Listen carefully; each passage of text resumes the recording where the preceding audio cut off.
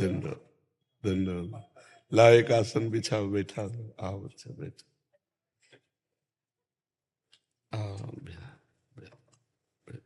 कैसे हो आप? बैठ जाओ, आसन में बैठ जाओ। इनको चुनरी पहनाओ, इनको दुपट्टा लाओ, इनको भी दुपट्टा लाओ।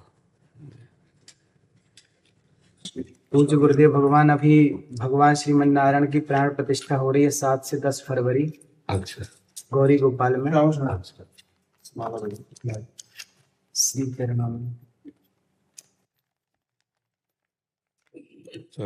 कौन से ठाकुर विराजमान? भगवान श्रीमन नारायण, भगवान श्री सीताराम चंद्र।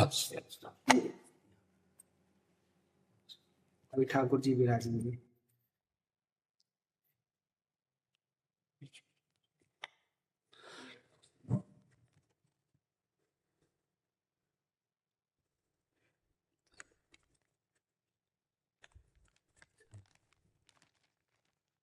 ये हमारे लिए जी।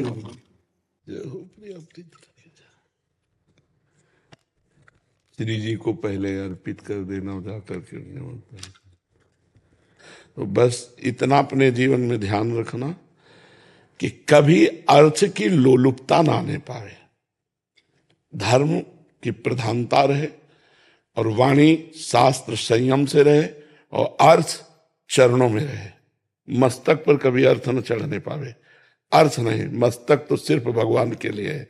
अर्थ चरणों में, मस्तक पर भगवान और वाणी में शास्त्र सम्मानित शब्द, तो सदैव विजयी रहोगे।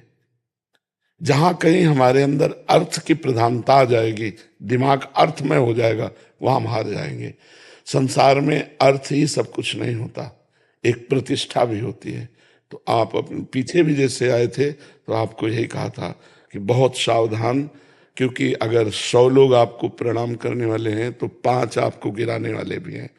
उन 5 के सामर्थ्य आप तक ना पहुंच पाए, इसलिए अर्थ प्रधानता मत रखना, सदैव धर्म का आश्रय रखना और वाणी से शास्त्र सम्मत, जो शास्त्र सम्मत नहीं थे, जैसे हमसे कोई पूछा तो हम कहते थे हमको ज्ञान नहीं, हमने संतों से सुना है, जो शास्त्र से पढ़ा है वो हम आपको बता देते, जो नहीं पढ़ा हमें नहीं ज्ञान, बस भगवत प्राप्ति की चर्चा कीजिए। जैसे कोई प्रश्न करता है तो ऐसे जरूरी नहीं कि हर प्रश्न का उत्तर हम दे दें।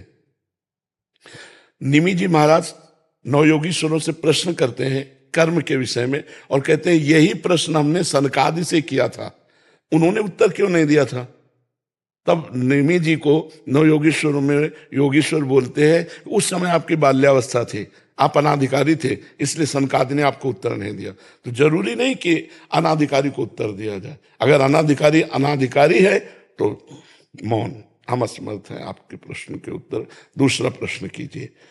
कहीं भी निमंत्रण हो, कहीं भी आपको बुलावा हो, पहले देखो कि मुझे यहां जाने से धर्म प्रतिष्ठा इस पे आंच तो नहीं आएगी। अगर आंच आ रही बिल्कुल ना। अगर हमारे धर्म की प्रतिष्ठा हो रही और हमारे समाज इस बात को प्रशंसा करेगी तो हम जाएंगे, अन्यथा नहीं जाएंगे। ये जीवन में आप कोई सहयोगी नहीं है आपका, भगवान के सिवा कोई सहयोगी नहीं है। जिसको तुम सहयोगी मानोगे वही तुम्हारी जड़ काटने की चेष्टा करेगा। तुमको अपने पैरों के बल खड़ा होना है, भगवान के बल से। हमारी बात एक एक सूत्र समझ लो।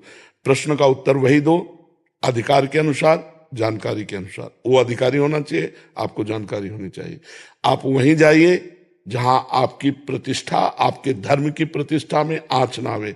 अर्थ उतना भावना कीजिए जितने से सेवा सामग्री सब सुरक्षित चलती रहे, वो भगवान देते रहते हैं। उसके लिए ऐसे करने की जरूरत नहीं।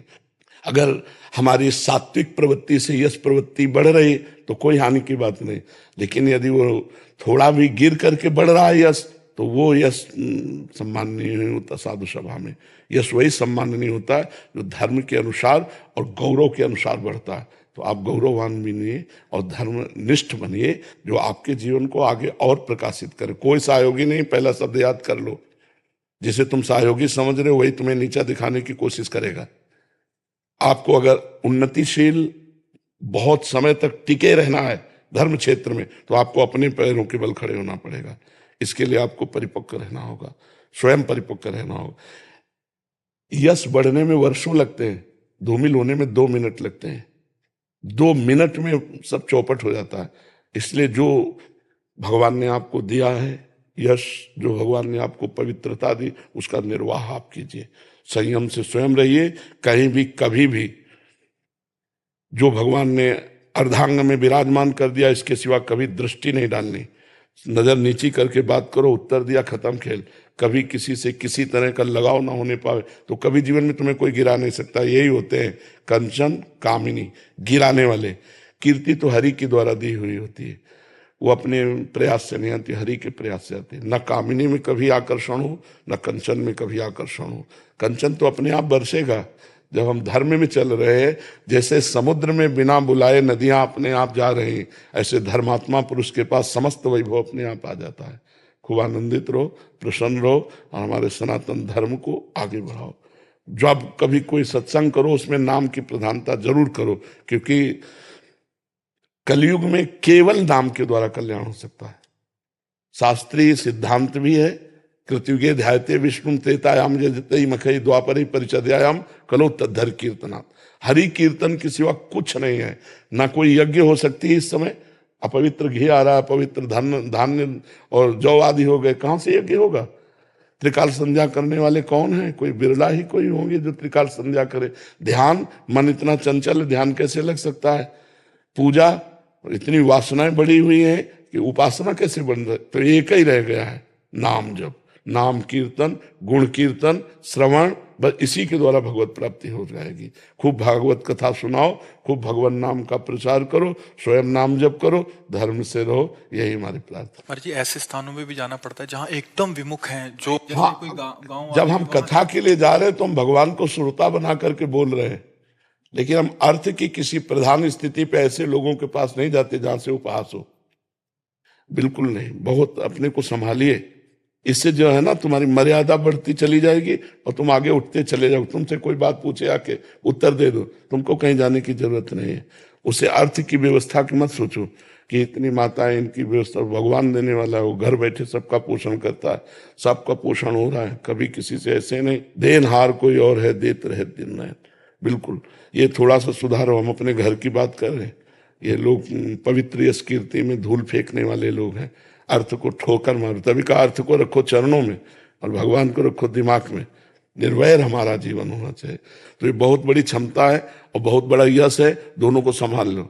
अब ऐसी जगह मत जाना जहां जाने से थोड़ा भी कोई विक्षेप करे, थोड़ा भी कोई तुम्हारे ऊपर अंगुली उठावे। घर बैठे सब होगा, हमारी बात मान ले, घर बैठे सब होगा, अपने आप सब आएगा, तू चिंता मत कर, तू आगे बढ़ और भगवान सहयोगी है। हमें ये बहुत अच्छा लगा कि जैसे सैकड़ों माताएं हैं ना, बहुत उत्तम बात है बच्चा। बूढ़े बाढ़े इनकी कोई सेवा नहीं कर रहा, जैसे सेवा करना बहुत बड़ी बात है बच्चा। इससे भगवान बहुत जल्दी प्रसन्न होते हैं। एक तो वयोवृद्ध और एक जिनकी कोई सेवा नहीं कर रहा, उनकी सेवा जो करने का तुम्हें सौभाग्य मिला, बहुत बात है। और भगवान ऐसी जगह अर्थ अपने आप भेजते हैं। तुम चिंता मत करना कि सैकड़ों माताएं, इनका भरण पोषण के लिए हम कहीं जान, ज्यादा परेशान मत हो, अपने आप सारी व्यवस्था होती है।